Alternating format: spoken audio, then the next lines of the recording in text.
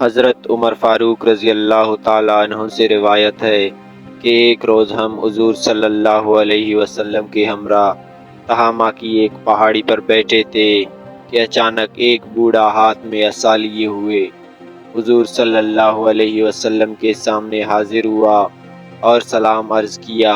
حضور صلی اللہ علیہ وسلم نے جواب دیا اور فرمایا اس کی آواز جنوں کی ہے۔ پھر حضور صلی اللہ علیہ وسلم نے اس سے دریافت کیا تو کون ہے؟ اس نے عرض کیا حضور میں جن ہوں، میرا نام حامہ ہے، بیٹا ہیم کا، اور ہیم بیٹا لاکیس بیٹا ابلیس کا۔ حضور صلی اللہ علیہ وسلم نے فرمایا گویا تیرے اور ابلیس کے درمیان دو پشتے ہیں۔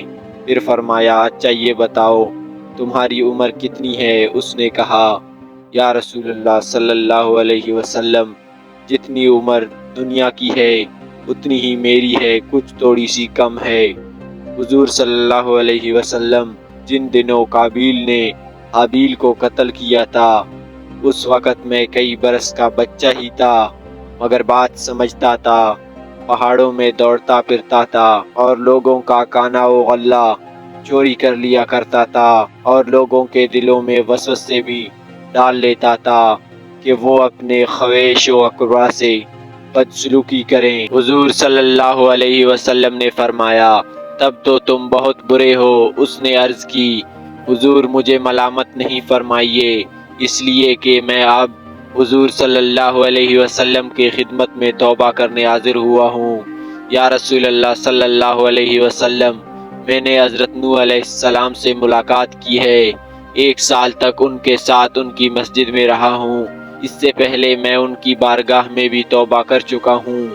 حضرت ہود، حضرت یعقوب اور حضرت یوسف علیہ السلام کی صحبتوں میں بھی رہ چکا ہوں اور ان سے تورات سیکھی ہے اور ان کا سلام حضرت عیسیٰ علیہ السلام کو پہنچایا تھا۔ اور اے نبیوں کے سردار، حضرت عیسیٰ علیہ السلام نے فرمایا تھا کہ اگر تو نبی کریم صلی اللہ علیہ وسلم سے ملاقات کرے تو میرا سلام ان کو پہنچانا۔ سو حضور اب میں اس امانت سے سبکدوش ہونے کو حاضر ہوا ہوں اور یہ بھی آرزو ہے کہ آپ اپنی زبان حق ترجمان سے مجھے کچھ کلام اللہ کی تعلیم فرمائیے۔